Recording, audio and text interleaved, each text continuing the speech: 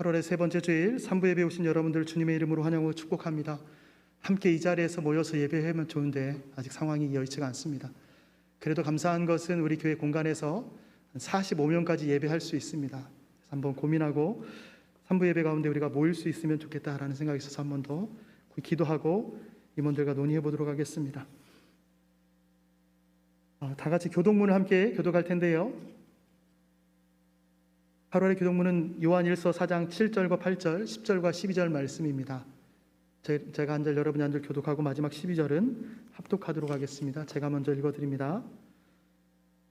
사랑하는 자들아, 우리가 서로 사랑하자. 사랑은 하나님께 속한 것이니 사랑하는 자마다 하나님으로부터 나서 하나님을 알고 사랑하지 아니하는 자는 하나님을 알지 못하나니 이는 하나님은 사랑이심이라. 사랑은 여기 있으니 우리가 하나님을 사랑한 것이 아니요 하나님이 우리를 사랑하사 우리 죄를 속하기 위하여 화목제물로 그 아들을 보내줬음이라. 어느 때나 하나님을 본 사람이 없으되 만일 우리가 서로 사랑하면 하나님이 우리 안에 거하시고 그의 사랑이 우리 안에 온전히 이루어지느니라. 아멘. 네, 교회 소식을 먼저 알려드립니다. 예배는 계속 정부 방침에 따라서 거리두기 4단계 해제 시까지 온라인으로 예배하고 있습니다. 금요일은 금요 기도 대신에 무지개 편지로 가정에서 예배드리기를 권면하고 있습니다. 우리 청년들은 가정이 없어서 안 드려도 돼요가 아니라 몇몇 사람이 함께 온라인으로 만나도 좋겠습니다. 여러분이 같이 몇몇 사람이 모여서 주보 안에 있는 무지개 편지를 가지고 그날 말씀을 함께 묵상하고 그 안에서 교제를 나눴으면 좋겠습니다. 무지개학교 여름사역이 지난주일부터 시작됐습니다.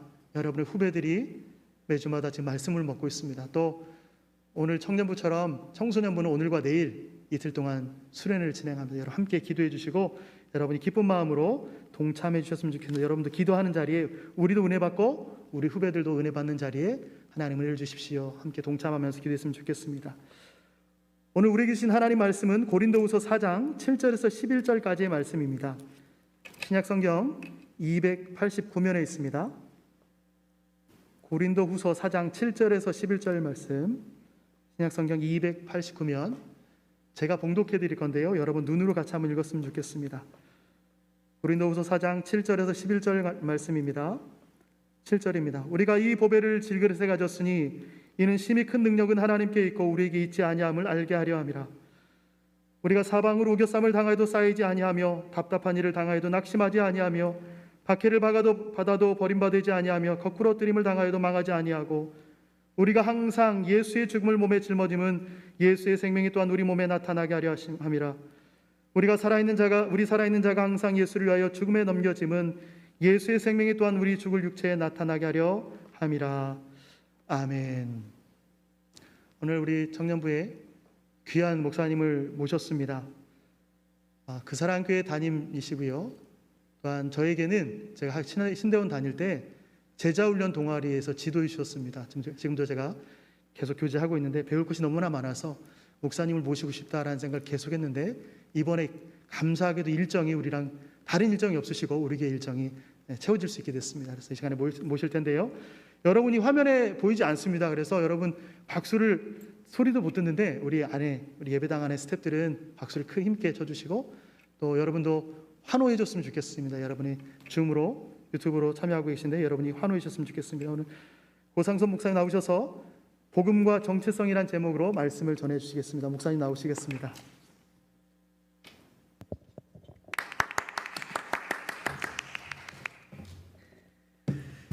예, 반갑습니다. 고상선 목사입니다. 청년부 수련회라 지금 저희가 모이지 못해서 좀 아쉬움도 있고요. 그러나 저희가 모이지 못하지만 이렇게 수련회를 우리가 진행을 한다는 것에 대해서는 참 역시 청년답다 이런 생각을 하고 있습니다. 하나님을 사모하는 우리의 마음을 막을 수 있는 것이 좀 없다 그런 마음이 있고요. 그래서 말씀을 통해서 또 함께 은혜를 좀 나누면 좋을 것 같습니다. 제가 좀 PPT를 좀 준비했는데요. 이게 보이나요? PPT가? 네. 오늘 말씀이 이제 우리가 이 보배의 질그릇을 가졌다 이 말씀이고 오늘 제목은 복음과 정체성이라는 말씀을 좀 전하려고 합니다. 그러니까 복음이 우리가 믿는 복음이 어떻게 우리의 삶의 정체성, 우리 자아상의 문제를 어떻게 해결해 주는지를 좀 이해하면 좋을 것 같은데요. 우리 집에 있는 분들도 같이 한번 읽을까요? 복음은 좋은 충고가. 같이 한번 읽어봅시다. 시작. 복음은 좋은 충고가 아니라 좋은 소식이다. 복음이 무엇인가 했을 때 가장 쉬운 어떤 복음에 대한 정의가 복음은 좋은 충고가 아니라 좋은 소식이다라는 말씀입니다. 충고와 소식이 뭐가 다르냐 하면 충고는 내가 뭔가를 해야 돼요. 소식은 내가 듣고 그 들은 것에 대해 반응하는 겁니다. 마틴 로이드 존스 목사님이 그런 얘기를 한번 했는데요. 전쟁에서 이제 전쟁터에서 전쟁이 다 벌어졌어요. 근데 이제 이 그 전쟁에서 승리를 했습니다. 그러면 이제 전령이 이제 오겠죠. 전령이 와서 우리가 다 승리했다라는 소식을 들으면 기쁘겠죠. 기쁘면서 우리의 삶의 그런 일상으로 돌아가서 우리가 일할 수 있습니다. 근데 우리가 졌다, 적군이 밀려온다 이러면 우리가 전쟁을 대비하는 그런 대비를 해야 되는 거겠죠. 그래서 세상의 모든 종교는 인간의 노력을 통해서 뭔가를 이루라고 하지만 복음은 다른 거예요. 복음은 예수님이 우리를 위해서 뭔가 다 행하신 것들을 선포하고 그것을 믿는 겁니다. 그래서 다르게 얘기하자면 복음을 우리가 행하는 것이 아니라 우리를 위해서 행해진 무엇이다라는 걸 좀 기억해야 되는 거예요. 그래서 복음이라는 것은 우리가 하는 것이 아니라 예수님이 우리를 위해서 행해 주신 것이고 그것을 믿는 것으로부터 출발하는 거예요. 그럼 우리는 뭘 해야 되느냐 하면 복음의 은혜가 우리의 삶의 행동의 동기가 될 수 있도록 하는 거죠. 그래서 그렇게 가정을 하자면 내가 열심히 말씀을 보고 열심히 기도해야지 하나님의 사랑을 받는다고 생각하면 그 두려움이 우리를 이제 인도하는 거겠죠. 더 열심히 기도하고 더 열심히 말씀을 봐서 하나님이 나를 더 사랑해 주시기를 원하는 그 삶의 동기가 두려움으로 우리가 이끌어가는 겁니다. 복음은 이미 나를 사랑하시는 것을 깨닫는 거예요. 그리스도 십자가를 통해서 나를 위해서 행하신 것을 깨닫습니다. 그러면 그 만족과 기쁨을 가지고 우리가 하나님 앞에 말씀을 보고 기도하는 것으로 살아가는 거예요. 행동은 똑같지만 마음의 동기는 완전히 다른 거죠. 그래서 이것이 정체성과 어떻게 연결이 되는지를 좀 생각을 해야 되는데요. 사람들은 자기가 누구인가에 대해서 알고 태어나는 사람이 있어요? 아무도 없습니다. 내가 태어나면 내가 누구인지를 알지 못해요. 그래서 여러 가지 철학 서적을 읽거나 자기계발서를 읽을 때도 어떤 문제가 있냐면 내가 누구지 이렇게 이제 자기를 생각하다 보면 미궁에 빠져요. 저는 좀 어릴 적에 초등학교 들어가기 직전에 제가 화장실에 가면 꼭 그런 생각을 했던 것 같아요. 내가 누구지, 나는 누구지 생각을 자꾸 하면 어떻게 되냐면 그 내가 누구지라는 그 나가 누군지를 몰라요. 갑자기 멍해집니다. 그러다가 갑자기 이제 생각이 깨어지면 생각이 깨어나면 나 우리 엄마 있지, 우리 형이 있지, 우리 누나 있지, 나는 고상섭이지 이러면서 좀 안정감을 누리고 그랬어요. 그러니까 그게 철학적으로도 내가 누구인지를 알려면 나라는 대상이 있고 그 대상을 분석하는 생각하는 내가 있어야 되잖아요. 그래야지 내가 누군지를 우리가 분석하니까. 그러면 그 생각하는 나는 또 누구냐는 거지. 그럼 생각하는 나를 또 생각하는 내가 있어야 되겠죠. 철학적으로 무한후퇴라 그래. 무한후퇴. 그래서 인간은 내가 누구인지를 알지 못합니다. 태어나면서 내가 누구인지를 몰라요. 그러면 어떻게 내가 누구인지를 알 수 있냐면 이거 significant others라고 그러죠. 중요한 타인들이 나를 어떻게 대하는가를 통해서 내가 누구인지를 압니다. 그래서 나를 좀 비난하거나 나를 욕하거나 그런 주변에 사람들이 많으면 내가 굉장히 좀 부정적인 자기 인식을 가지고 살아갈 때가 있고 나를 긍정하거나 나를 칭찬해 주는 사람이 있으면 조금 긍정적인 자기 인식을 가지고 살아갈 수 있지만 그 모든 것은 다 진리가 아니죠. 다른 사람을 통해서 투영된 나일 뿐이에요. 그래서 지금 우리가 생각하는 나는 참된 내가 아닐 확률이 많습니다. 그러면서 학교를 가면 내가 누구인지를 어떻게 아냐면 모르니까 비교를 통해서 알 수밖에 없어요. 그래서 내가 누구보다 이거를 잘하니까 나는 이런 사람이야. 나 누구보다 이걸 잘하니까 그런 비교를 통해서 내가 누구인지를 자꾸 확인해 가는 거죠. 그래서 우리는 자기에 대해서 명확하게 잘 이해하지 못하는 가운데 살아갈 때가 많아요. 켈빈이 기독교 강요를 썼는데 기독교 강요 1권의 1장에는 이런 말씀이 있습니다. 하나님을 아는 지식과 인간을 아는 지식은 서로 연결되어 있다는 거죠. 그럼 정말 내가 누구인지를 알려면 하나님이 누구신지를 알아야 돼요. 하나님이 누구인지를 알 때 이 세상이 왜 창조되었는지, 그리고 내가 이 땅에 왜 있는지, 그래서 하나님을 통해서 내가 누구인지를 알 수 있습니다. 그래서 성경을 보면 우리가 죄인이다 이렇게 얘기해요. 우리가 이제 타락해서 죄인인 상태가 되어서 내가 누구인지를 알지 못하기 때문에 하나님과 연결될 때만 비로소 내가 누구인지를 알 수 있습니다. 그래서 창세기에 보면 아담과 하와가 만났을 때 처음에는 그렇게 얘기하죠. 창세기 2장 25절에 보면 아담과 그의 아내 두 사람이 벌거벗었으나 부끄러워하지 아니하니라. 이게 완전한 연합이죠. 인간과 인간 사이의 완전한 연합. 벌거벗었으나 부끄러워하지 않는 완전한 연합된 상태가 있었어요. 너는 내 뼈 중에 뼈요 살 중에 살이다라는 오브 더 오브는 이 히브리 문학의 최상을 얘기하는 거예요. 너무 아름다운 그 사람을 향한 찬사를 보냈습니다. 근데 죄가 들어왔단 말이에요. 죄가 들어오고 나서 느꼈던 인간 마음의 가장 깊은 곳에 있는 첫 번째 감정, 3장 7절에 보면 그들의 눈이 밝아져 자기들이 벗은 줄을 알고 무화과 나무 잎을 엮어 치마로 삼았더라 이렇게 얘기해요. 죄가 들어오기 전에는 몰랐는데 인간에게 죄가 들어오면서 인간의 마음 가장 깊은 곳에 있는 감정을 하나를 꽂으라면 그것은 수치심입니다.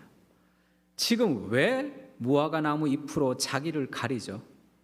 지금 하와와 아담이 하와에게 너 부끄럽다, 너 부끄러운 몸이야 이렇게 얘기한 게 아니죠. 자기가 자기를 볼 때 부끄러운 거죠. 인간의 마음의 가장 깊은 곳에 있는 감정은 수치심이 수치심. 그리고 하나님을 향해서도 숨죠. 그 두려움과 수치심이에요. 사람들이 왜 폭력적이 되느냐 하면 폭력을 조장하는 것, 그리고 그 폭력의 기저에는 수치심이 자극되는 게 있어요. 삶의 수치심이 자극될 때 사람들은 폭발하게 되어 있습니다. 그래서 인간 안에 있는 가장 근본적인 자기의 이해는 부끄러움이에요. 자기가 자기를 볼 때 부끄럽습니다. 그것을 직면해야 되는 거예요. 그래서 복음은 내가 죄인인 것을 깨달을 때부터 시작하는 거죠. 근데 사람들은 자기가 자기를 돌아볼 때 부끄럽기 때문에 가려요. 무화과 나무 잎을 가지고 가린단 말이에요. 그래서 내가 누구냐 할 때 자기 자신을 학벌과 외모와 자기의 재능과 자기의 능력과 자기의 다른 외부적인 무엇으로 자기를 가리는 거예요. 그래서 내가 뭔가 조금 더 괜찮은 사람인 것처럼, 그래서 남들과 비교를 통해서 자기를 정체성을 확인하는 거죠. 나는 남들보다 이게 더 나으니까, 더 능력이 있으니까 그 자기의 외부적인 무엇, 그것을 자기 자신의 정체성이라 생각하는 거죠. 그래서 뭐 국회의원 배지가 있다 그러면 그 사람은 자기의 외부적인 무엇에 자기 정체성을 거기다 이제 두는 거죠. 그래서 이제 누군가가 자기를 무시하거나 대우를 잘 하지 못하면 뭐 TV 보면 그런 거 있죠. 당신 내가 누구인지를 알아? 뭐 이렇게 얘기하면 그 내가 누구냐 하면 나는 외부적인 자기의 지위가 곧 자기 자신의 정체성을 거기다 건 거예요. 그것은 다 무너지는 정체성이고 우리는 그런 자기의 외부적인 무엇으로 자꾸 포장해 간단 말이에요.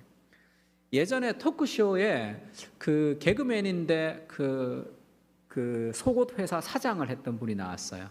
그분이 그때는 제가 뭐 고3 때 정도 됐던 토크쇼니까 한 20년 전에 이제 있었던 일이니까 그분이 아주 젊은 CEO였는데 뭐 개그맨이었고 잘생겼고 뭐 그랬습니다. 토크쇼 사회자가 그렇게 물었어요. 남부러울 곳이 없다고, 너무 이렇게 동경하는 삶을 산다고 그랬더니 그 사람이 그렇게 대답하더라고요. 석 달에 한 번 정도 방에 불 꺼놓고 펑펑 우는 날이 있다 이렇게 얘기했어요.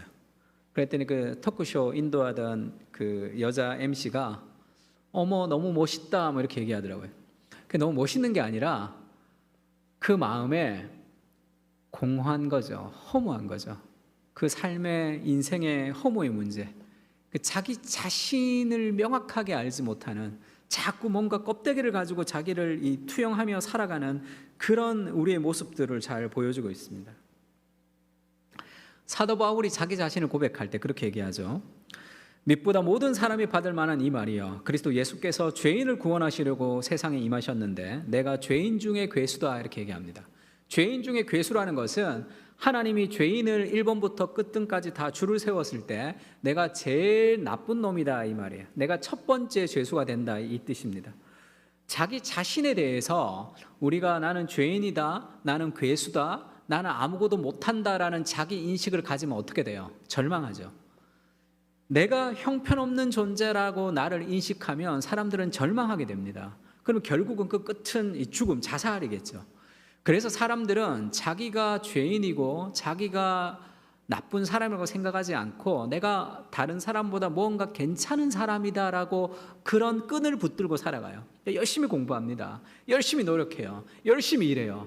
그래서 뭔가 나를 그런 정체성의 사람으로 만들고 싶은 거죠. 근데 복음은 내가 죄인이라는 것을 깨달으면서도 내가 무너지지 않고 내가 능력 있게 살아갈 수 있는 그런 아주 희한한 균형을 우리에게 제공하는데요. 그러니까 복음이 아닌 정체성은 내가 남들보다 더 잘하면 나는 능력 있는 사람, 남들보다 더 못하면 나는 능력 없는 사람, 이 둘 중에 하나밖에 우리의 정체성을 둘 수 없습니다. 그건 다 무너지는 정체성이죠. 복음은 우리에게 정체성을 좀 다르게 얘기하는데 팀 켈러 목사님이 이런 얘기를 좀 한 적이 있습니다. 복음의 능력은 첫 번째는 나는 내가 감히 생각했던 것보다 훨씬 더 죄인이고 허물 많은 존재입니다라고 고백하는 것이고요. 두 번째는 나는 감히 바랐던 것보다 더 많은 사랑을 받고 용납되었습니다라고 말하는 것이다 이렇게 얘기했어요. 그러니까 복음 우리에게 이중 정체성을 주는 거죠. 첫 번째는 내가 정말로 죄인이구나, 나는 형편없는 존재구나라는 것을 알게 해요. 그런데 동시에 나는 너무 사랑받고 존귀하다는 것을 동시에 알게 합니다. 이게 어떻게 이렇게 이루어질 수 있냐면 이것을 이루는 것이 그리스도 십자가죠. 그리스도 십자가를 보면 예수님이 나의 죄를 대신해서 십자가에서 죽으셨어요. 그러니까 내 죄가 얼마나 크면, 내가 얼마나 큰 죄인이면 하나님께서 자기 아들을 내 대신 십자가에서 그렇게 죽이실 정도로 내 죄가 얼마나 큰 것인지를 십자가에서 보여주는 거죠. 십자가의 죽음을 통해서 우리의 죄가 그렇게 크다는 것을 보여줍니다. 동시에 나를 얼마나 사랑했으면 그렇게 고통스러운 그리스도의 십자가를 예수님이 감당하셨을까 이렇게 생각하는 거죠. 그래서 그리스도의 십자가는 사랑과 정의가, 사랑과 공의가 하나가 되는 거예요.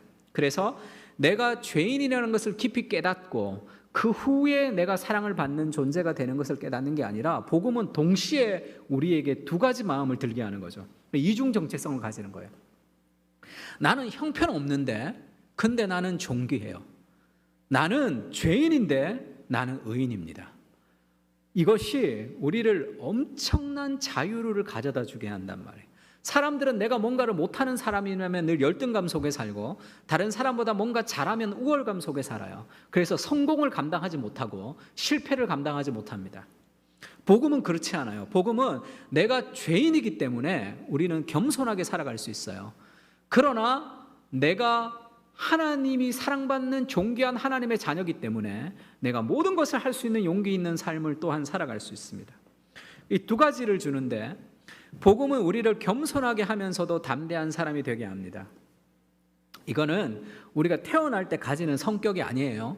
우리가 저 사람 참 착해요, 저 사람 참 온유해요 이렇게 얘기하잖아요. 그래서 저 사람 참 온유하다 그렇게 얘기할 때가 있는데 우리가 갈라디아서에 보면 성령의 열매 9가지 열매라고 할 때 사랑과 희락과 화평과 오래 참음과 자비와 양성과 온유와 충성과 절제니 할 때도 온유가 있죠.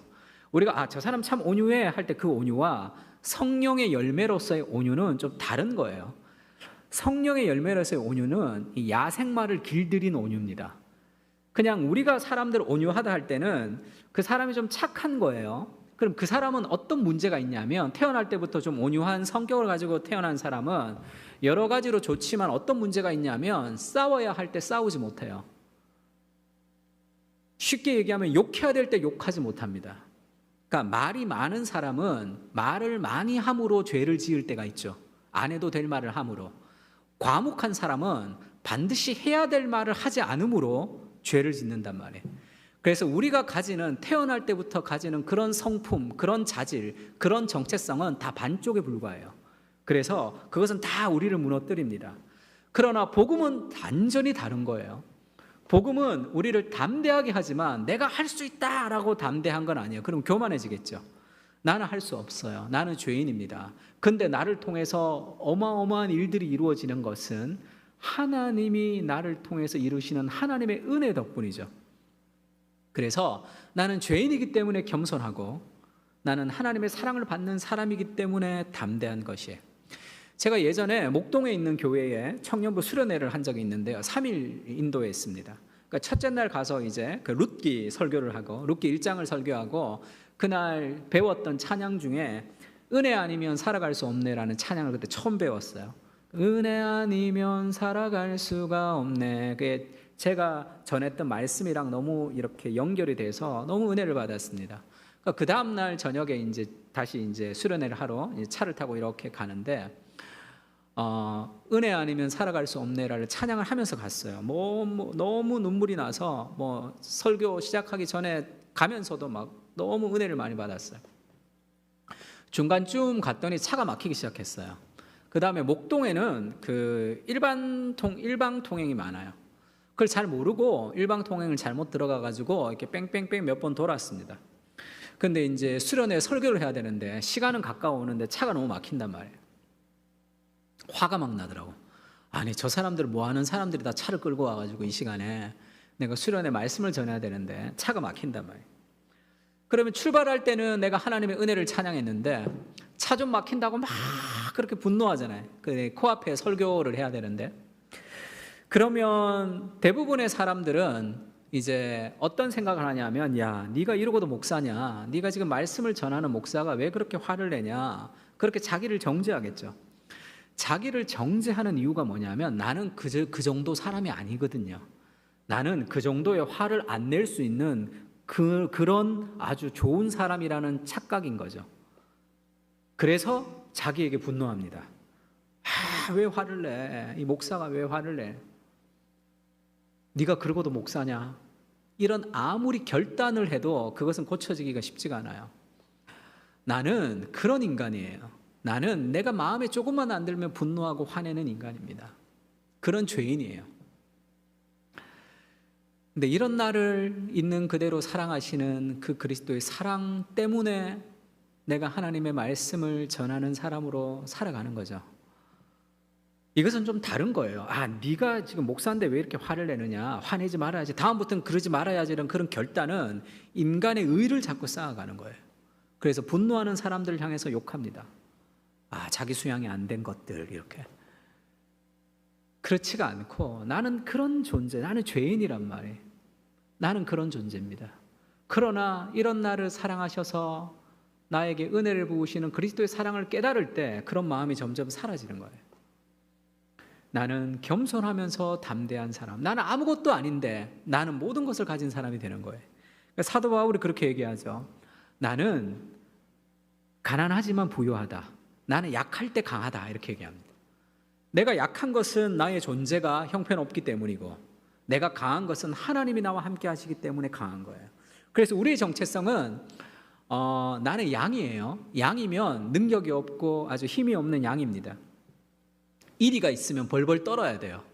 근데 내가 이리 앞에서도 담대한 이유는 이 양의 능력을 가지고 이리와 더불어 싸워서 이기는 것이 아니라 목자가 내 옆에 있는 거죠. 나는 연약하지만 하나님이 내 옆에 함께 있음으로 가지는 삶의 안정감, 그것이 우리의 정체성이죠. 나는 아무 능력이 없어요. 그러나 나는 두려워하지 않습니다. 왜냐하면 하나님의 사랑받는 자녀이기 때문에 그런 거예요.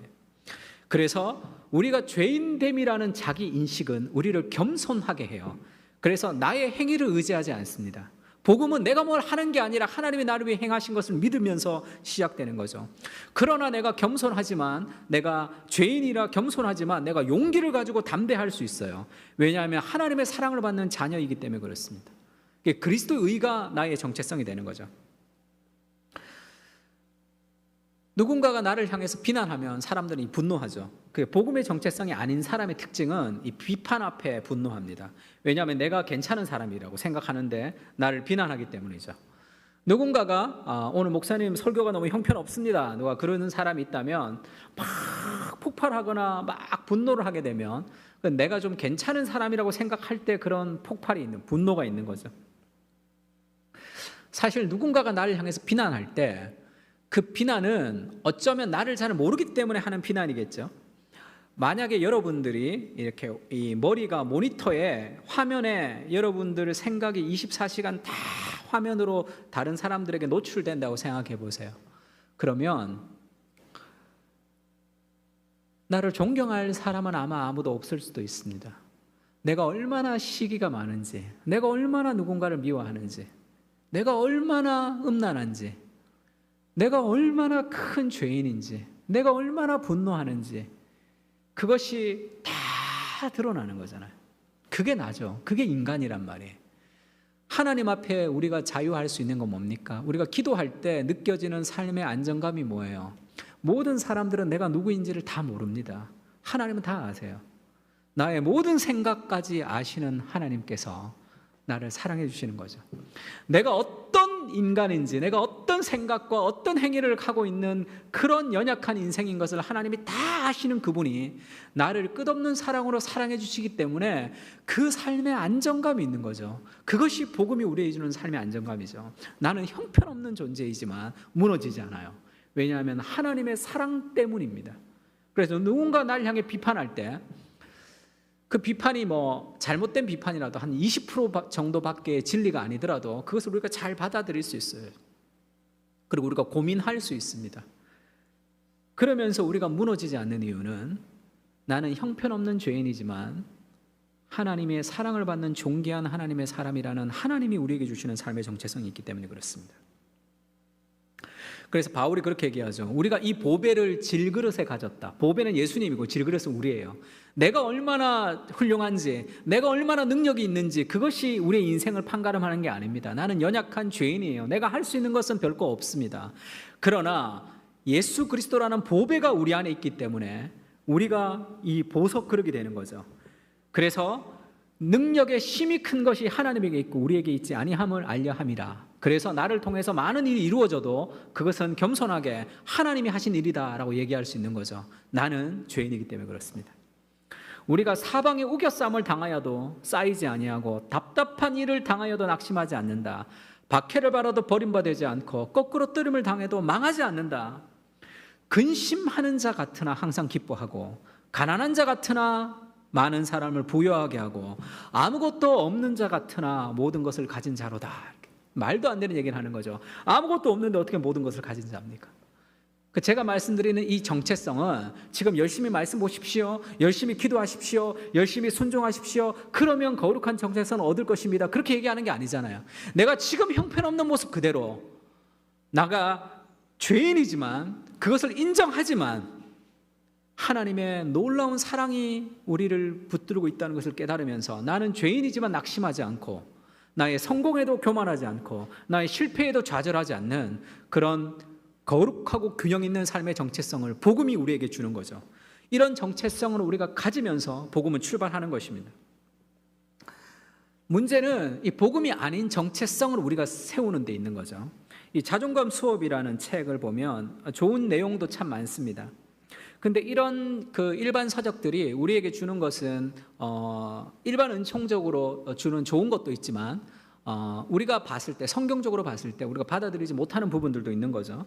그래서 여러분들 일반 서적을 볼 때는 세 가지가 필요한데, 첫 번째는 우리가 동의할 수 있는 성경과 동등한 어떤 일반 은총의 은혜를 우리가 받아들이는 것. 두 번째는 성경과 배치가 되는 것을 우리가 도전하는 것, 거부해야 되죠. 세 번째는 우리가 세례를 주어서 우리 걸로 소화해야 될 것. 이런 세 가지 정도의 안을 가지고 일반 서적들을 계속 보는 것은 굉장히 좋습니다. 이 책에서는 그렇게 얘기를 해요. 자존감을 끌어올릴 5가지 실천 사항이 있는데, 자신을 맹목적으로 사랑하기를 결심하라. 자신을 사랑하라, 이런 표현이 있습니다. 그래서 뭐 힘들 때 자기 자신에게 꽃다발을 선물해라, 뭐 이런 얘기들도 있죠. 이것은 자기 자신이 무너지기 때문에 자기 자신을 사랑해라 이렇게 얘기하는데, 이것은 한계가 좀 있어요. 자기 자신을 사랑하는 데는 또 이렇게 해보면 잘 되지 않습니다. 잘 되지 않기 때문에 우리가 우울과 절망 가운데 자꾸 빠지는 거죠. 성경은 자기를 사랑하라 이렇게 얘기하지 않아요. 자기를 사랑하라 얘기하지 않고 자기를 부인해야 된다 이렇게 얘기하죠. 이 팀켈러 목사님이 쓴 책 중에 복음 안에서 발견한 참된 자유라는 아주 좋은 책이 있습니다. 꼭 한번 읽어보셨으면 좋겠어요. 근데 이제 네이버 창에다가 녹색 창에다가 팀 켈러 이렇게 쓰면 잘 안 나와요. 왜냐하면 이 책 제목이 옛날 책이라 티모시 켈러라고 써 있어요. 이 제목이. 그래서 티모시 켈러라고 써야지만 나오는 그런 좀 재밌는 책입니다. 그래서 제가 이 책을 많이 소개했는데 목사님 이 책 없던데요 이런 그 카톡을 많이 받았어요. 알고 봤더니 티모시 켈러라고 돼야 돼요. 원 제목이 The Freedom of Self-Forgetfulness예요. 자기를 망각하는 자유입니다. 성경은 자기에게 집중하라 얘기하지 않아요. 자기를 자꾸 생각하라 얘기하지 않습니다. 자기를 생각하는 그것은 자아가 상처났기 때문에 그래요. 건강한 자아는 자기를 망각하는 거죠. 하나님의 은혜를 나는 죄인이기 때문에 나에 대해서 기대할 것이 잘 없어요. 하나님의 사랑을 받는 하나님의 사랑으로 내가 존귀한 자가 되었기 때문에 그런 복음의 정체성을 가진 사람은 자기 자신에 대해서 그렇게 심각하게 생각하지 않습니다. 그래서 그런 얘기를 한번 들었는데 건강한 자아를 가지고 있는 사람은 자기 자아를 네 번째 발가락 정도로 생각한다는 거예요. 우리가 살 때 내 네 번째 발가락이 있는지 없는지 잘 몰라요. 그것이 건강한 자아의 상이죠. 자기를 망각하는 거, 자기를 덜 생각하는 거. 근데 우리가 걸어가면서 자꾸 네 번째 발가락을 자꾸 생각하는 이유가 뭡니까? 상처가 났기 때문에요. 상처가 나면 네 번째 발가락이 자꾸 쓰라립니다. 있는 줄 알아요. 건강한 자기 정체성은 자기를 망각하는 하나님의 은혜로 사랑받는 나를 생각하면서 자기 만족을 통해서 자기를 망각하는 거죠. 대부분의 사람들은 자기 결핍을 통해서 자기를 채우려 하기 때문에 자꾸 자기를 생각합니다. 여기서 이런 얘기가 있어요. 진정으로 겸손한 사람을 만났을 때는 이들에게서 공통적으로 발견되는 점은 스스로 겸손한 사람이라고 생각한다는 인상을 전혀 받지 못한다는 것이라고 말합니다. 겸손한 사람을 만났을 때는 그 사람들은 겸손한 사람이라고 생각을 안 한다는 거예요. 자기 자신을. 그렇다고 이들은 자신은 아무것도 아니라고도 말하는 것도 아닙니다. 사실 지나치게 자신에게 몰두해 있는 사람은 계속 그렇게 말한다는 거죠.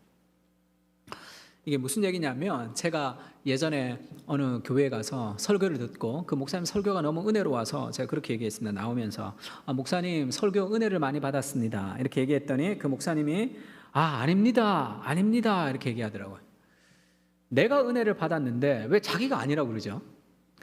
내가 은혜를 받았다는데 감사합니다 이러면 되는데 아닙니다. 아닙니다. 이렇게 얘기하더라고요. 끝끝내 뭐 은혜 받으면 안 될 것처럼 은혜 받았습니다 할 때 왜 아닙니다. 아닙니다. 이렇게 자꾸 그렇게 자기를 부인하죠. 자기를 극구 부인하는 그 설교는 내가 한 설교고 내 설교에 은혜를 받았다고 생각할 때 그것은 자기 자신의 칭찬이라고 생각하면 그럴 수가 있겠죠. 나는 통로에 불과하고 하나님의 말씀이 나를 통해서 흘러갔다면 목사님 은혜 받았습니다. 그럼 감사합니다 하면 되잖아요.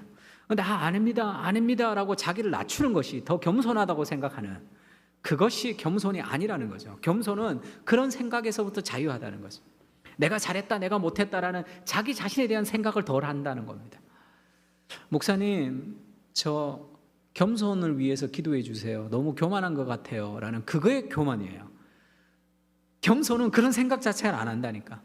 겸손이라는 것은 자기 인식, 존재의 형태예요. 내가 죄인 되었다라는 인식이 나를 겸손하게 하는 거지. 나 좀 교만한데 좀 겸손해져야 되는데 그게 교만이란 말이에요. 내가 죄인이니까 죄인이라는 존재 인식이 나를 겸손하게 하는 거예요. 나 겸손해지고 교만해지고라는 것이 아니라.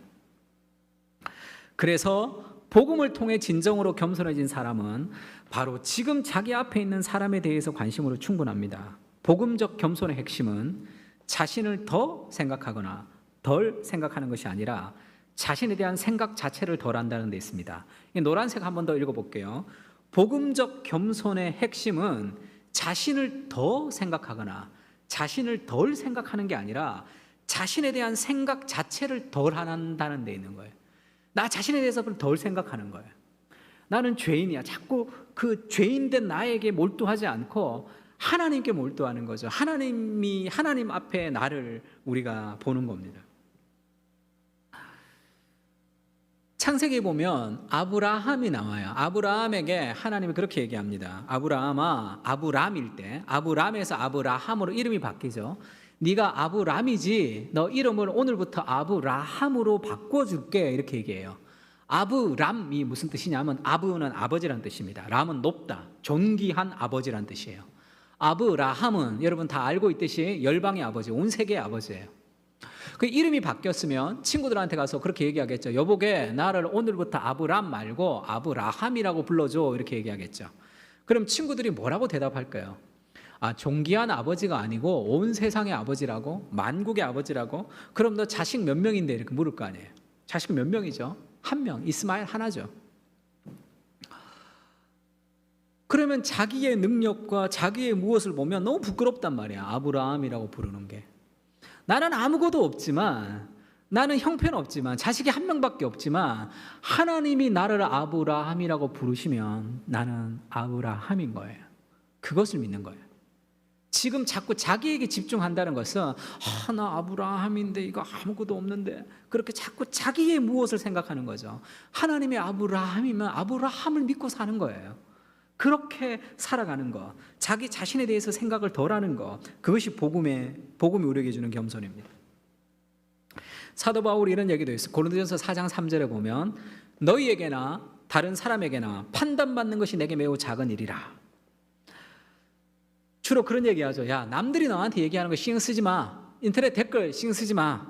네가 너한테 떳떳하면 돼. 이렇게 얘기한다고. 너희에게나 다른 사람에게나 판단받는 것은 작은 일이야. 야, 그거 생각하지 마. 이렇게 얘기할 때가 있습니다. 그 조언은 쉽게 얘기하면 열등감을 교만으로 바꾸라는 뜻이에요. 내가 나 자신에게 떳떳하지 못한 게 문제죠. 내가 내 자신에게 떳떳하지 못해요. 내가 원하는 것을 다 이루지 못한단 말이에요.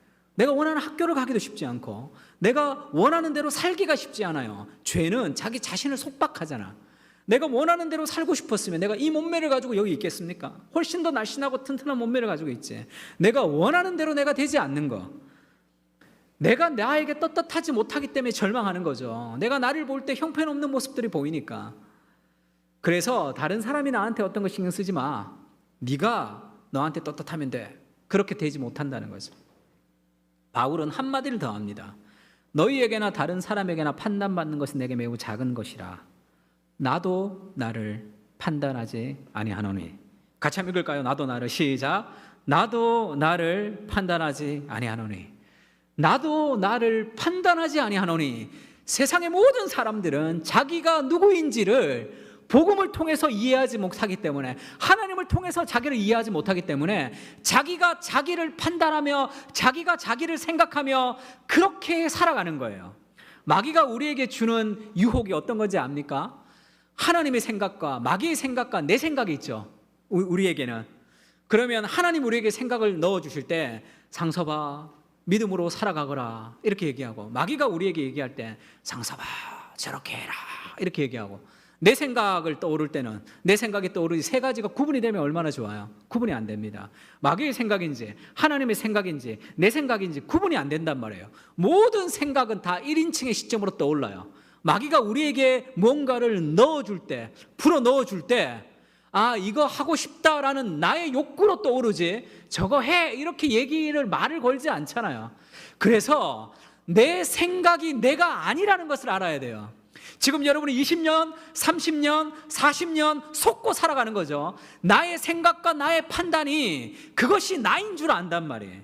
나도 나를 판단하지 않고 하나님의 말씀이 나를 판단할 수 있도록 나를 살아가는 그 정체성을 그리스도의 복음에 두는 것, 그것이 우리가 가지는 믿음의 정체성입니다. 자기가 자기를 판단하지 말아야 돼요. 제가 예를 하나 들자면, 내가 아사다마우라고 생각을 해봅시다. 그 다음 내 앞에 김연아가 이제 연기를 한단 말이에요. 근데 그 앞에 연기를 너무 잘했습니다. 피겨스케이팅을. 그 다음이 내 차례예요. 그래서 내가 연기를 했습니다. 근데 내 뒤에 있는 사람이 나보다 연기를 더 잘해요. 그러면 대부분의 사람들, 복음의 정체성이 아닌 사람은 어떻게 생각하냐면, 실수해라, 잘못해라 그렇게 생각한다고. 왜? 그래야지 내가 금메달을 따니까. 그게 다 자기를 생각하는 거죠. 복음의 정체성은 그 나보다 더 잘하는 사람이 연기하는 그 아름다움은 하나님의 아름다움이죠. 세상에 있는 모든 아름다움은 하나님의 아름다움의 반영입니다. 그래서 자기를 생각하지 않는, 자기에게 집중하지 않는 복음의 정체성은 금메달이니 은메달이니를 생각하지 않고 그 사람의 연기 그 자체를 박수 쳐줄 수 있어요. 야, 정말 아름답다 얘기해 줄 수 있단 말이에요. 왜 정말 아름답다 얘기해 주지 못하는 거죠? 그의 아름다움이 나를 자꾸 생각하기 때문에, 이것을 나와 자꾸 대입시키기 때문에, 자기 자신에게 몰두하기 때문에 우리가 그 복음에 주는 자유를 누리지 못하고 있는 거죠. 영적 침체라는 책에서 마틴 로이드 존스 목사님이 그렇게 얘기합니다. 시편 42편 11편을 가지고 해설을 했는데요. 내 영혼아 어찌하여 낙심하며 어찌하여 불안하는가? 너는 하나님께 소망을 두라. 나는 그가 나타나 도우심으로 말미암아 내 하나님을 여전히 찬송하리로다. 이 구절을 가지고 이렇게 얘기했습니다. 이런 영적 침체 가운데 있을 때 우리는 시편 기자처럼 자신을 다루는 법을 배워야 됩니다.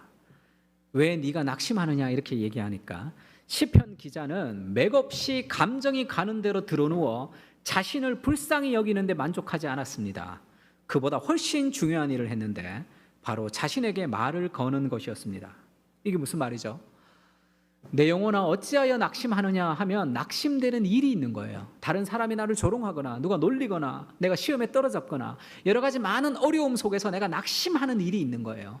대부분의 사람들은 낙심될 때 자기의 감정이 가는 대로 자기를 맡깁니다. 그래서 맥없이 내 생각이 흘러가는 대로 놔둔단 말이에요. 그 생각이 나라고 착각하는 거죠. 그 생각대로 빠져가지고 우울과 절망과 그렇게 낙심 속에 점점 자기를 미궁 속에 빠뜨린단 말이에요. 근데 시편 기자가 그렇게 하지 않았다는 거죠. 어떻게 했냐? 자기에게 말을 걸으라는 거죠. 자아가 우리에게 말을 걸게 하지 말고 우리가 자아에게 말을 걸어야 합니다. 영적 침체의 주된 문제점은 우리가 자아에게 말하는 대신 자아가 우리에게 말하게 하는 데 있습니다. 왜 인생이 낙심되죠? 왜 우울되고 왜 우리가 좌절되며 그렇게 자기 자신에 대해서 부끄러움을 가지고 살아가는지 아십니까? 내가 나에게 말을 거는 걸 나라고 생각하는 거예요. 20년, 30년, 평생을 그게 나라고 생각한 거예요. 그래서 내가 실수하거나 내가 좌절하거나 내가 잘못하거나 내가 능력이 없거나 할 때 아침에 떠오르는 그 생각, 그게 나라고 생각하는 거예요. 이렇게 형편없구나, 네가 뭘 하겠냐, 그렇게 능력이 없어서 네가 목사냐, 네가 그렇게 해서 어떻게 그렇게 이 험난한 세상을 살아갈 수 있느냐라는 나의 정죄, 그 생각, 나의 자아가 나에게 말을 거는 것을 믿는 거죠, 순진하게. 그리고 그것이 나라고 생각하며 눈물 흘리며 우울에 빠져서 살아가고 있단 말이에요. 그게 내가 아니라는 거죠.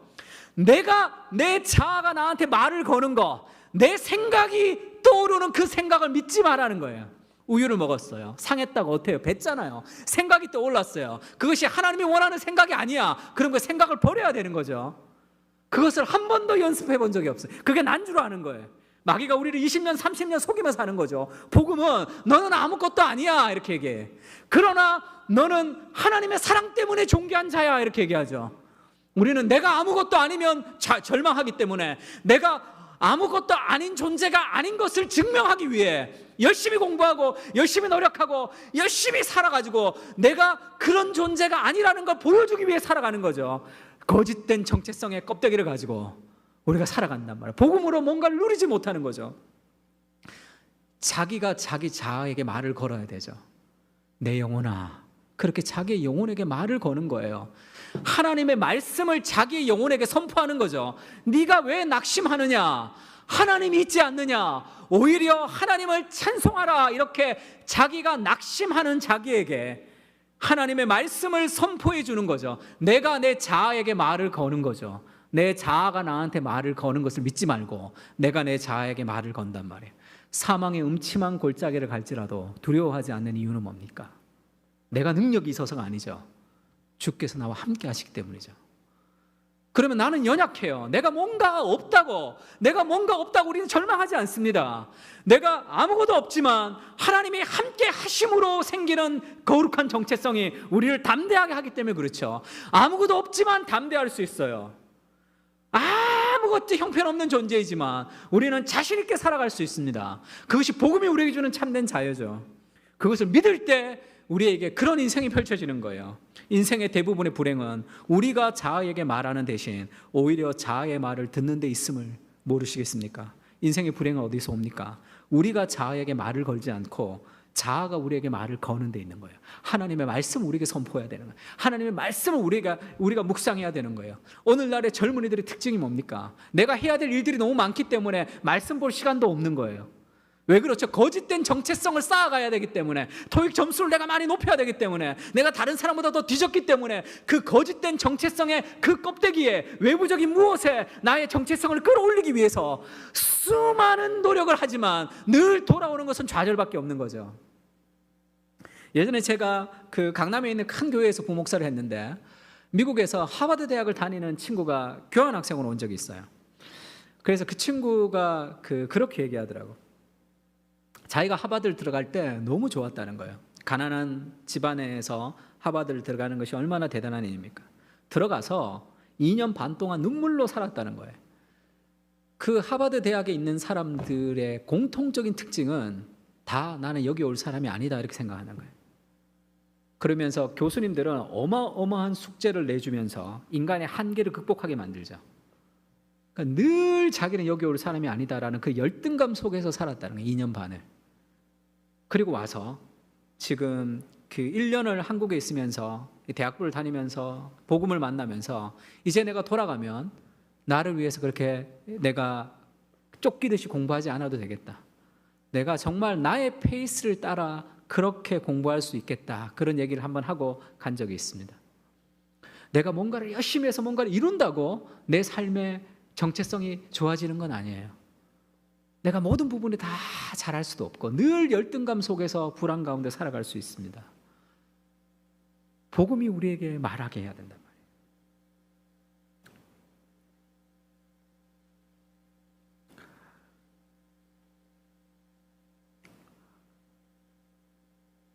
고린도전서 15장 10절에는 그런 말씀이 있습니다. 같이 한번 읽을까요? 시작. 그러나 내가 나된 것은 하나님의 은혜로 된 것이니 내게 주신 그의 은혜가 헛되지 아니하여 내가 모든 사도보다 더 많이 수고하였으나 내가 한 것이 아니요 오직 나와 함께한 하나님의 은혜로다. 세상의 정체성은 우리를 어떻게 주장하느냐 하면, 우리가 학교에 들어가면 학교에서 우리를 그렇게 가르치죠. 모든 사람은 하나님의 형상을 가진 고유한 오리진을 가지고 태어납니다. 고상섭은 어디에도 없어요. 나는 하나님 앞에 유일한 하나님의 사람으로 우리가 태어났습니다. 근데 학교에 가면 똑같은 교과서를 가지고 똑같이 가르치죠. 그러면 어떤 사람은 좀 이해력이 좀 빠른 사람은 좀 빨리 배우고, 이해력이 좀 늦은 사람은 좀 느리게 배우죠. 그 사람은 체육을 더 잘할 수도 있고 음악을 더 잘할 수도 있지만, 그래서 평균의 종말이라는 책을 보면 그런 얘기가 있어요. 어떤 수학 문제를 대부분의 수업은 그것을 2주 정도 가르치죠.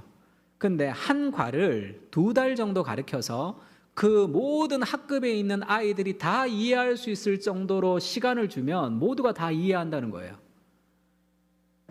그러면 왜 수포자가 생기냐 하면, 빨리 이해하는 사람들을 배울 수 있도록 하는 시스템 속에 있는 거죠. 만약에 우리 반 30명의 아이들이 다 이 과를 다 이해할 때까지 가르치면 시간이 걸려서 그렇지 모두가 다 이해한답니다. 그러면 각각 다른 사람들을 똑같은 교과서를 가지고 똑같이 가르치고 똑같은 시험 문제를 쳐서 1등부터 끝등까지 점수를 매기죠. 그래서 점수가 좋은 사람은 좋은 대학 가고, 점수가 나쁜 사람은 그 점수가 떨어지는 좋지 못한 대학에 가서, 좋은 대학 간 사람은 좋은 데 취직해서 돈을 많이 벌면 그렇게 좀 부유하게 살고, 그렇지 못한 사람은 돈을 좀 적게 벌고 살아가는 모든 것을 개인의 책임으로 돌리는 그런 사회를 우리가 살아가고 있습니다. 잘못된 사회죠. 정말 참된 복음적 교육이라는 것은 한 사람 한 사람의 하나님의 형상인 그 사람의 가치를 발견하고 개발해 줘야 되는 거죠. 그러면 우리 모든 사람들은 하나님이 우리에게 주신 그 소명과 하나님이 우리에게 주신 그 자질을 다 아름답게 발휘되어서 각자 영역에서 아름답게 살아가야 된단 말이에요.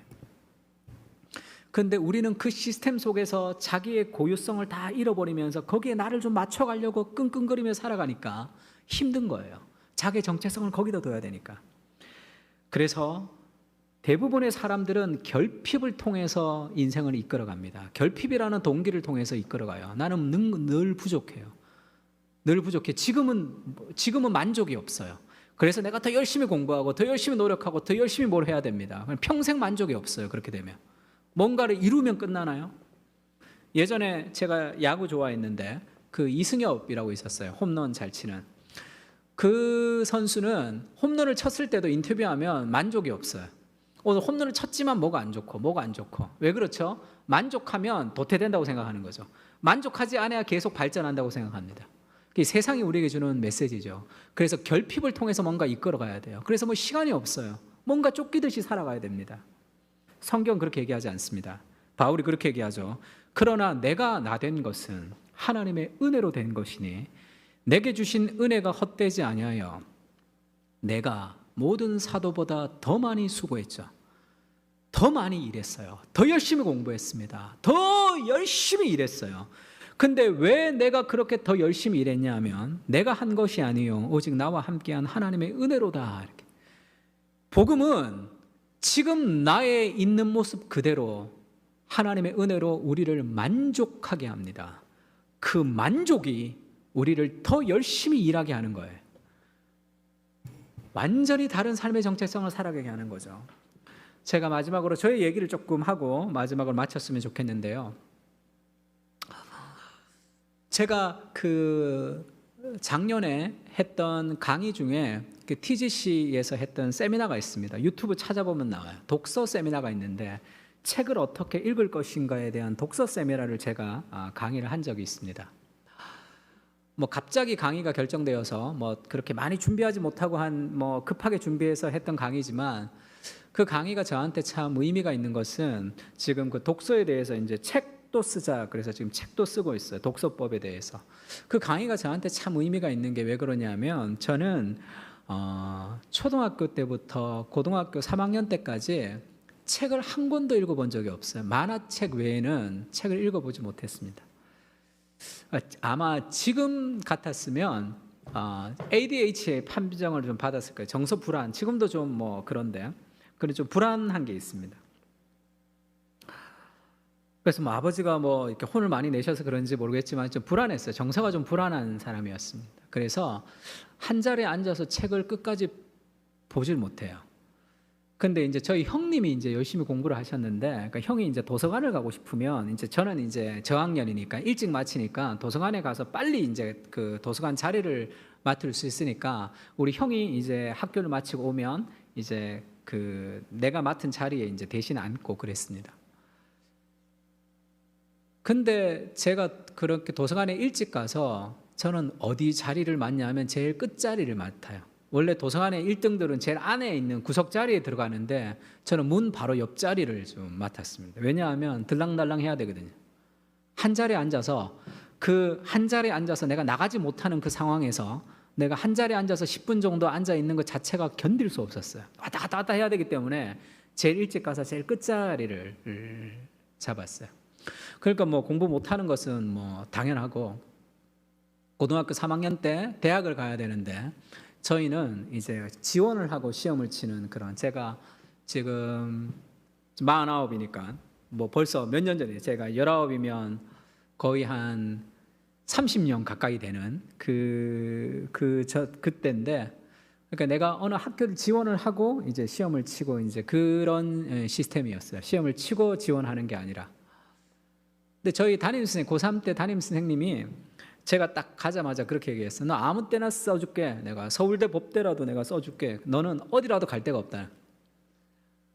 뭐 어든 뭐 지방대든 어디든 너는 아무 데도 갈 데가 없다. 그러니까 마음대로 써라 이렇게 얘기했어요.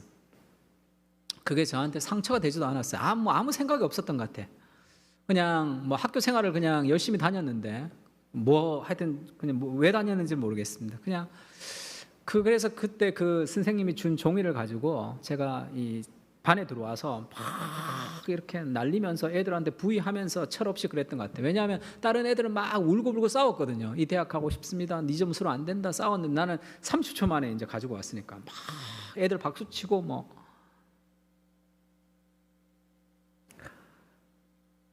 그러다가 제가 대학을 24살쯤 갔는데 이제 재수하고 그 다음에 군대 가고 제가 군대 갈 때 저희 아버님이 엄청 우셨어요.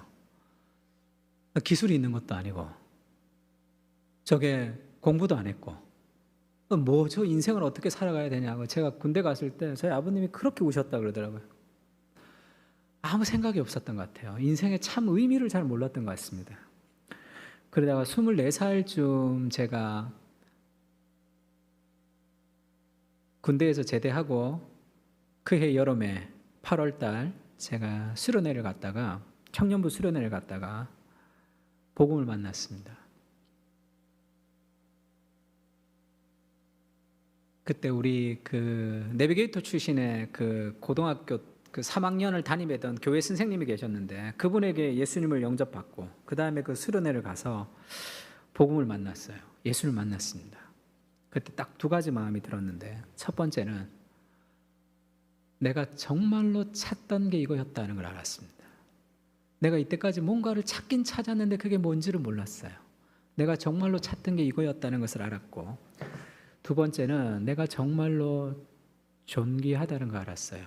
어릴 적부터 저는 한 번도 뭘 잘해본 적이 없었습니다. 그러니까 나는 공부도 못하고 내가 그래서 나는 삼류 인생을 그냥 그렇게 살아야 되는가 보다 그냥 그렇게 생각했던 것 같아요. 복음을 만나니까 내가 너무 존귀하다는 걸 알았어요. 그때 저의 감정을 한마디로 표현하자면 만족이었습니다.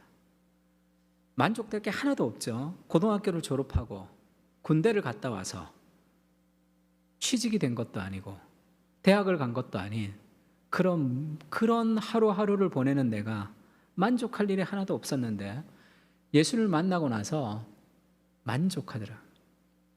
내 마음에 뭐가 가득 찼습니다. 내가 아무것도 하지 않아도 나는 정말로 하나님 앞에 존귀한 하나님의 자녀라는 것을 알게 됐어요. 그러면서 뭔가를 하고 싶어졌습니다. 내가 이렇게 살고 싶지 않다. 무언가를 해드리고 싶다 하는 생각이 들었어요. 그때부터 책 읽었습니다. 책을 한 300권 정도 읽을 때까지는 잘 몰랐어요. 한 300권 읽고 나서 알았는데 이렇게 책 읽으면 안 된다는 걸 알았어요. 하나도 모르겠더라고요. 읽었는데 모르겠고 나중에 알았어요. 나중에 책도 읽는 방법이 있다는 것을 나중에 알았습니다. 내가 내 인생을 돌아보며 그러니까 작년에 독서법 강의했던 그걸 보면 내용을 떠나서 내 인생을 통한 하나님의 은혜에 대해서 참 감사하다 그런 생각이 있습니다. 내가 열심히 무엇을 해서 무언가를 따라가야 되는 거기에 우리의 정체성이 있는 것이 아니에요. 이미 복음 안에서 하나님 우리에게 주신 그 삶의 정체성과 그 만족이 우리를 살아가게 하는 거죠. 바울이 그렇게 얘기합니다. 나는 다른 사도보다 더 많이 수고하죠. 하나님의 은혜 때문이죠. 그 하나님의 은혜와 그 하나님의 만족이 우리를 더 열심히 살게 하는 거예요. 그 하나님의 그 은혜가 우리를 더 건강한 방식으로 최선을 다해서 살아가게 합니다. 그래서 복음의 정체성을 가진 사람과 그렇지 않은 사람이 둘 다 비슷해요. 말씀 볼 때도 비슷합니다. 열심히 말씀 보고 열심히 기도하는데 어떤 사람은 무언가 부족한 것을 채우기 위해서 열심히 말씀 보고 기도하는 것을 통해서 살아가는 자기의 그것은 다 깨지게 돼 있어요. 그러나 복음의 정체성은 하나님이 내가 말씀 보지 않고 기도하지 않아도 나는 하나님의 기쁨이고 하나님의 사랑인 것을 내가 압니다. 그 사랑을 만나고 싶어서 그 우정을 누리고 싶어서 그 하나님과 교제하고 싶은 그 삶의 충동을 가지고 무릎을 꿇는 거죠. 이것은 우리가 열심을 통해서 이루어내는 것이 아니라 복음 안에서 이미 우리에게 주어진 거죠. 나는 누굽니까? 나는 죄인이에요. 아무것도 없는 존재입니다. 나한테 기대할 것이 아무것도 없어요. 그러나 그것이 우리를 낙심하지 않는 이유는 나는 예수 그리스도의 목숨보다도 소중한 하나님의 사람입니다. 내가 그렇게 하나님의 기쁨이 되는 존재인 거죠. 그 복음의 정체성이 우리를 좀 이끌어갔으면 좋겠습니다. 같이 한번 기도할까요? 하나님, 복음이 우리에게 주는 삶의 정체성을 함께 나누었습니다. 세상은 늘 우리가 부족하다 말합니다. 너는 형편없다. 더 열심히 노력하고 더 열심히 일해서 무언가를 더 이루어야지만 네 삶에 만족이 있을 것이다. 우리를 채찍질하지만 그 세상의 그런 문화적인 내러티브가 우리에게 주는 그 속임에 속지 않게 주님 도와주십시오. 나는 아무것도 아니지만 나는 모든 것을 할 수 있습니다. 그래서 나는 내 삶의 실패에도 좌절하지 않고 내 삶의 성공에도 교만하지 않습니다. 하나님이 주신 복음의 은혜를 누리며 살아갈 수 있도록 주님 도와주십시오. 나는 질그릇입니다. 나에게 뭔가 투자하지 않고 보배 대신 그리스도가 내 안에 있다는 것을 깨달을 수 있도록 주님 도와주십시오. 내가 모든 사도보다 더 많이 수고하였으나 이것을 한 것은 내가 아니요 나와 함께 하신 하나님의 은혜입니다. 그 은혜가 우리를 거룩한 정체성을 가지고 더 건강한 열심을 가지고 살아갈 수 있도록 우리를 인도해 주시옵소서. 축복하고 모든 말씀을 예수님의 이름으로 기도합니다. 아멘.